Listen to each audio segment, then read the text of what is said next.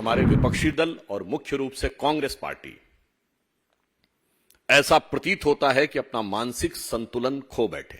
निश्चित रूप से भारत की राजनीति के लिए एक बहुत दुखद संकेत है। मोदी जी के से मुकाबला करने के लिए एक ऐसा व्यक्ति चाहिए जो लाठी मारकर उनका सर फोड़ सके। रणदीप सुरजेवाला जी का भी वह बयान सुना होगा। आपत्तिजनक, अशोभनीय और अभद्र शब्द का प्रयोग कर रहे हैं। ऐश्वर्या राय बच्चन जी के लिए किस प्रकार के शब्दों का प्रयोग किया था याद करिए। शशि थरूर जी ने 19 नवंबर 2017 को जब मिस वर्ल्ड का खिताब मानुषी छिल्लर को मिला था तो यह मजाक उड़ाया था। हमारे विपक्षी दल और मुख्य रूप से कांग्रेस पार्टी ऐसा प्रतीत होता है कि अपना मानसिक संतुलन खो बैठे। आपके संज्ञान में यह तथ्य निश्चित रूप से आया होगा कि छत्तीसगढ़ में नेता प्रतिपक्ष श्री चरणदास महंत ने हम सबके प्रिय प्रधानमंत्री आदरणीय नरेंद्र मोदी जी के प्रति एक बार पुनः वैसे ही घटिया और आपत्तिजनक शब्दों का प्रयोग किया है जो निरंतर कांग्रेस कहती चली आ रही है। प्रधानमंत्री जी के प्रति जो ईर्ष्या है, जो द्वेष है, जो कम होने का एहसास है, उसके कारण से ऐसे बयान निश्चित रूप से भारत की राजनीति के लिए एक बहुत दुखद संकेत है।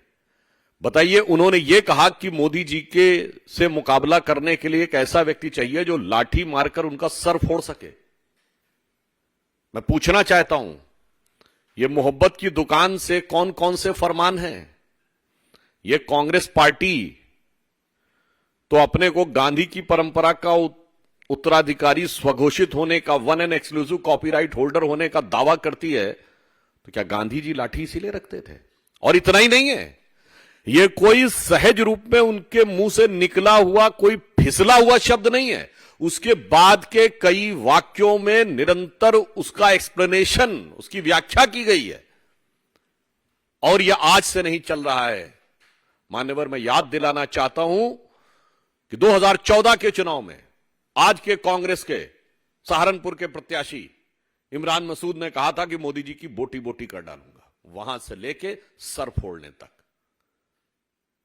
मैं पूछना चाहता हूं कांग्रेस पार्टी से कि कितने निम्न स्तर तक आप जाने के लिए तैयार हैं? कोई बात नहीं, जनता मोदी जी को समर्थन और प्रेम देकर उतने ही उच्च स्तर तक ले जाने के लिए तैयार है। और प्रधानमंत्री जी देश के सभी वर्गों के लिए जिस प्रकार से उनको किस ऊंचाई पर ले जाने के लिए तैयार हैं और ये किस नीचाई पर ले जाने के लिए तैयार हैं, इसका भी एक अन्य उदाहरण है। आपने कांग्रेस के वरिष्ठ नेता रणदीप सुरजेवाला जी का भी वह बयान सुना होगा जिसमें वो हमारी पार्टी की वरिष्ठ सांसद हेमा मालिनी जी के लिए किस प्रकार के आपत्तिजनक, अशोभनीय और अभद्र शब्द का प्रयोग कर रहे हैं जिसे किसी औपचारिक मंच से बोलना भी संभव नहीं है। यह भारत की राजनीति में कांग्रेस पार्टी के द्वारा महिलाओं के प्रति अवमानना की एक नई निम्नता है। आपने देखा था अभी कुछ दिन पहले राहुल गांधी जी ने ऐश्वर्या राय बच्चन जी के लिए किस प्रकार के शब्दों का प्रयोग किया था। यहां मैं यह भी कहना चाहता हूं कि कांग्रेस को यह भी ध्यान रखना चाहिए कि हेमा मालिनी जी आयु में श्रीमती सोनिया गांधी जी की आयु वर्ग के समकक्ष है। क्या अपने से इतनी बड़ी महिला के लिए ऐसे शब्द का प्रयोग करना उचित है? हेमा मालिनी जी स्वतंत्र भारत के बाद के समय में जो सेल्फ मेड महिलाएं हैं, यानी आत्मनिर्भरता के द्वारा, अपने प्रयास के द्वारा स्थापित होकर राष्ट्रीय स्तर पर एक पहचान बनाने वाली महिलाओं की जो एक शक्ति है, वो उसकी प्रतीक है।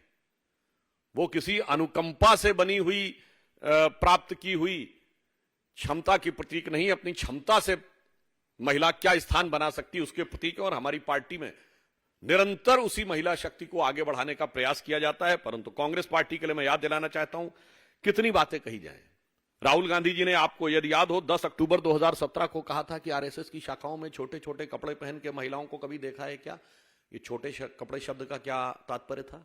राहुल गांधी जी का बड़ा प्रसिद्ध बयान है, आप याद करिए, कि लोग मंदिर जाते हैं छेड़खानी करने के लिए, यानी सनातन धर्म, हिंदू धर्म के पवित्र स्थान को के साथ महिलाओं के अपमान की बात को जोड़ने का प्रयास करना। अभी हाल ही में आपने संदेश खाली के बारे में तो देख ही चुके हैं। यहां तक कि दिग्विजय सिंह जी का वो बड़ा प्रसिद्ध और कुख्यात बयान आपको ध्यान होगा, जो वो अपनी ही पार्टी की एक महिला पदाधिकारी के बारे में उन्होंने कैसा आपत्तिजनक बयान किया था। अभी पिछले वर्ष की तो बात है। कांग्रेस के वरिष्ठ नेता राजस्थान में शांति धारीवाल जी, जो ये कहते हैं, जब ये बात आई कि एनसीआरबी के डाटा के हिसाब से राजस्थान में सर्वाधिक रेप होते हैं, तो कहते हैं कि इसलिए होते हैं कि राजस्थान मर्दों वाला प्रदेश है। ये घृणित मानसिकता है महिलाओं के बारे में। याद करिए, शशि थरूर जी ने 19 नवंबर 2017 को जब मिस वर्ल्ड का खिताब मानुषी छिल्लर को मिला था, तो यह मजाक उड़ाया था कि चलिए इस समय हमारे चिल्लर को भी मिस वर्ल्ड का खिताब मिलने लगा। ये अपनी क्षमता योग्यता से वैश्विक स्तर पर स्थान बनाई हुई एक युवा महिला के बारे में उनकी टिप्पणी थी। श्री प्रकाश जायसवाल जी का वो बयान, बहुत पुराना बयान, जो उन्होंने महिलाओं के बारे में और नई शादी और पुरानी शादी के बारे में बोला था, यह दर्शाता है कि सोच क्या है महिलाओं के बारे में।